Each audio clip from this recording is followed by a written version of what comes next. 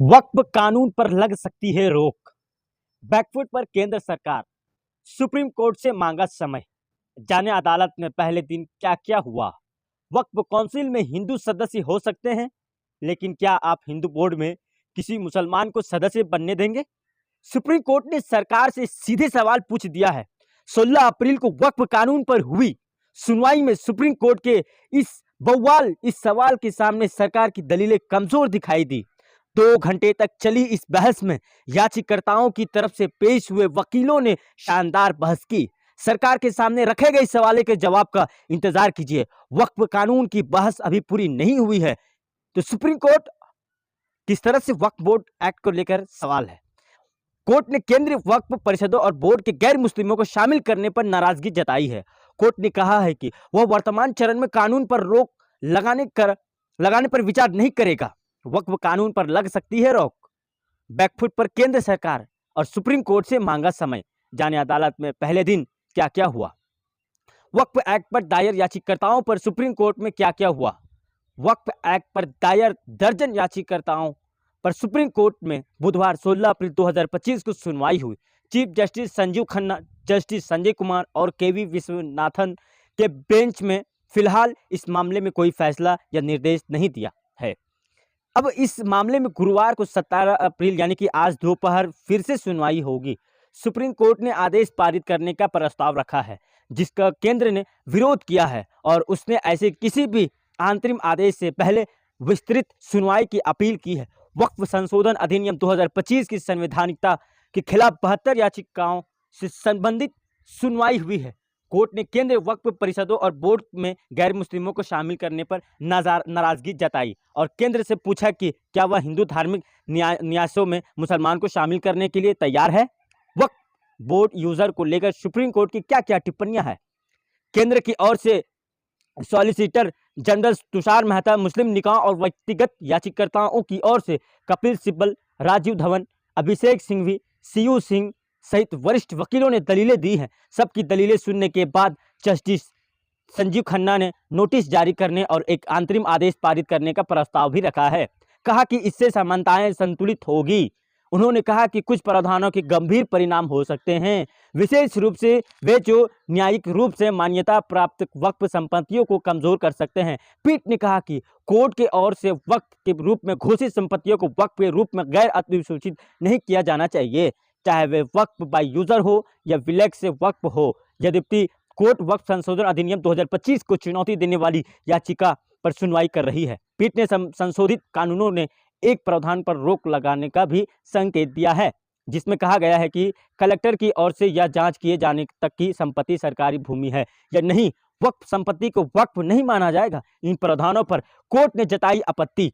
पीठ ने अधिनियम को लेकर प्रावधानों वार आपत्तियों पर गौर किया है। केंद्र वक्फ परिषद, राज्य वक्फ बोर्डों में गैर मुस्लिमों को शामिल करने की सहमति सहित कानून के कई पहलुओं पर आपत्ति व्यक्त की है। इसने जिला कलेक्टर को वक्फ संपत्तियों से संबंधित विवादों का निपटारा करने का अधिकार देने और सक्षम अदालतों से वक्फ घोषित संपत्तियों को गैर अधिसूचित करने का अनुमति देने वाली प्रावधानों पर भी आपत्ति जताई है। जस्टिस ने कहा कि आमतौर पर जब कोई कानून पारित होता है तो अदालत प्रवेश स्तर पर हस्तक्षेप नहीं करती है, लेकिन इस मामले में अपवाद की आवश्यकता हो सकती है। यदि वक्फ बोर्ड यूजर घोषित की गई है तो संपत्ति की गैर अधिसूचित किया जाता है, इसके गंभीर परिणाम हो सकते हैं। सुनवाई के दौरान पीठ और सॉलिसिटर जनरल के बीच जब तीखी नोकझोंक हुई, जब जजों ने वक्फ प्रशासन के गैर मुस्लिम की अनुमति देने का पीछे की तर्क पर सवाल उठाया, जबकि हिंदू धार्मिक संस्थाओं पर समान पारस्परिकता लागू नहीं होती है। विधि अधिकारी ने कहा कि वक्फ परिषद में पदेन सदस्यों के अलावा दो से अधिक गैर मुस्लिम सदस्यों को शामिल नहीं किया जाएगा। उन्होंने एक हलफनामे में भी यह बात कहने की पेश की कि हालांकि पीठ ने कहा कि अधिनियम के तहत केंद्र वक्फ परिषद के 22 सदस्यों से केवल 8 मुस्लिम होंगे। पीठ ने पूछा, यदि आप मुस्लिम हैं तो 2 ऐसे जस्टिस भी हो सकते हैं जो मुस्लिम ना हो, इससे गैर मुस्लिम का बहुमत हो जाता है। यह संस्था के धार्मिक चरित्र के साथ कैसे संगत है। फिलहाल कोई औपचारिक नोटिस जारी नहीं हुआ है। कोर्ट में तनाव तब कुछ समय के लिए बढ़ गया है। जब विधि अधिकारी ने सभी हिंदू जजों वाली पीठ के निष्पक्षता पर सवाल उठाया तो पीठ ने कहा, जब हम यहाँ बैठते हैं तो हम अपनी व्यक्तिगत पहचान त्याग देते हैं। हमारे लिए कानून के समक्ष सभी पक्ष समान हैं।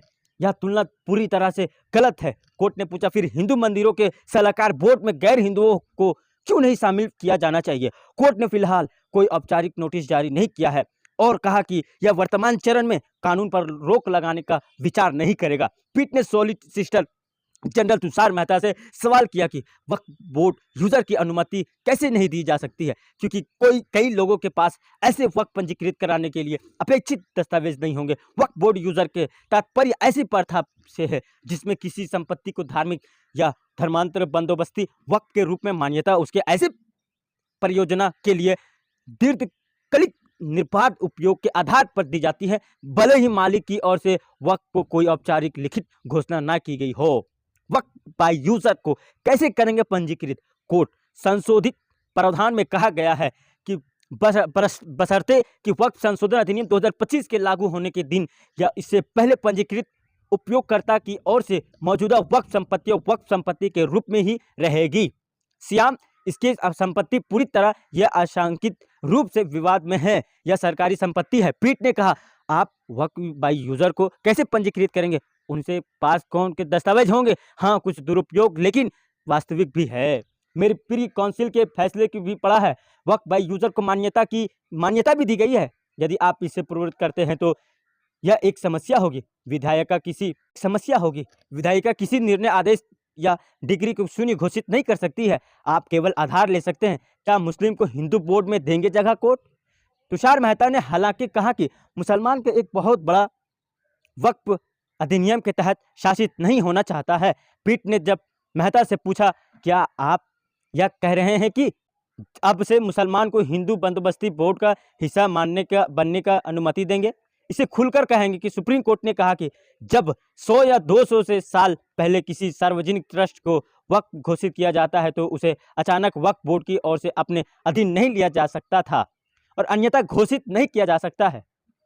इस पर सुप्रीम कोर्ट की बेंच ने कहा कि आप अतीत को दोबारा नहीं लिख सकते हैं। तुषार मेहता ने कहा कि संयुक्त संसदीय समिति ने 38 बैठकें की और संसद के दोनों सदनों से इसके पारित होने से पहले 98.2 लाख ज्ञापनों की हड़ताल की है। चीफ जस्टिस ने सुनवाई के शुरू में कहा कि दो पहलू हैं जिन पर हम दोनों के पक्षों से बात करना चाहते हैं। सबसे पहले, क्या हमें इस पर विचार करना चाहिए या इसे हाईकोर्ट में सौंप देना चाहिए? दूसरा संक्षेप में है कि बताइए कि आप वास्तव में क्या आग्रह कर रहे हैं और आप क्या तर्क देना चाहते हैं। हम यह नहीं कह रहे हैं कि कानून के खिलाफ याचिकाओं पर सुनवाई करने का निर्णय लेने में सुप्रीम कोर्ट पर कोई रोक नहीं है। कपिल सिब्बल ने सुप्रीम कोर्ट में क्या तर्क दिया है? याचिकाकर्ताओं की ओर से वरिष्ठ वकील कपिल सिब्बल ने वक्फ संशोधन अधिनियम का हवाला दिया है और कहा कि यह उस प्रावधान की चुनौती दे रहे हैं जिसमें कहा गया है कि केवल मुसलमान ही वक्फ पर कर सकते हैं। कपिल सिब्बल ने पूछा, सरकार कैसे तय कर सकती है कि मुसलमान हूँ या नहीं है और इसीलिए वक्फ करना का पात्र हूँ या नहीं? उन्होंने कहा, सरकार यह कैसे कह सकती है कि केवल वे लोग ही वक्फ पर कर सकते हैं जो पिछले 5 वर्षों से इस्लाम का पालन कर रहे हैं। कुछ याचिकाकर्ताओं का प्रतिनिधित्व करने वाले वरिष्ठ अधिवक्ता अभिषेक सिंघवी ने कहा कि वक्फ अधिनियम का प्रभाव पूरे भारत में होगा और याचिकाओं को हाईकोर्ट को नहीं भेजा जाना चाहिए। वक्फ अधिनियम का विरोध करते हुए वरिष्ठ वकील हुजैफा अहमदी ने कहा कि वक्फ पर यूजर करना इस्लाम की एक स्थापित प्रथा है और इसे छीना नहीं जा सकता है।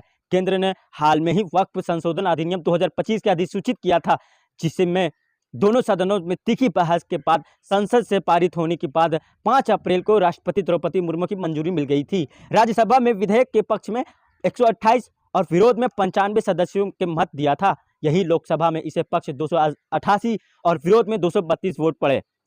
इस तरह ये दोनों सदनों से पारित हो गया। 72 याचिकाओं पर सुप्रीम कोर्ट कर रहा है सुनवाई। AIMI नेता Asaduddin Owaisi, all India Muslim personal law board IM, Jamiat उलमा हिंद, तृणमूल मुनेत, DMK, कांग्रेस सांसद इमरान प्रतापगढ़ी और मोहम्मद जावेद की याचिकाओं सहित 72 याचिकाएं अधिनियम के वैधता को चुनौती देने के लिए दायर की गई है।